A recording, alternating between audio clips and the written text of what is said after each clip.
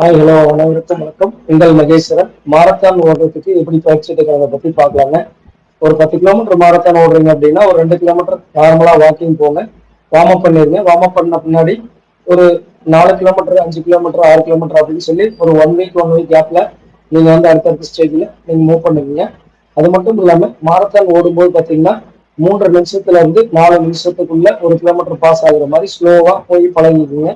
அப்படி பழகும் போது நமக்கு உடல் வந்து மூச்சு வாங்காம டயர்ட் ஆகாம இருக்கும். அதுக்கு அடுத்தபடியா உணவு முறை பார்த்தீங்கன்னா பச்சை பயிறு ரொம்ப நல்லதுங்க.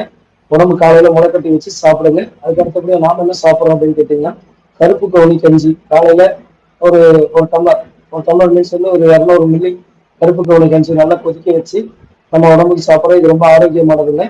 கருப்பு கவுனி கஞ்சி சாப்பிடலாம், மாப்பிளை சம்பா சாப்பிடலாம். இதெல்லாம் வந்து உடம்புக்கு ரொம்ப தெம்பு கொடுக்கும். அதுக்கு அடுத்தபடியா பார்த்தீங்கன்னா கொண்டக்கடலை சாப்பிடலாங்க. கொண்டக்கடலை முளைக்கட்டி சாப்பிடலாங்க. இது மாதிரி பயனுள்ள தகவல் தெரிஞ்சுக்கணும் அப்படின்னா நம்ம சேனலை சப்ஸ்கிரைப் பண்ணுங்க. வீடியோ பார்த்து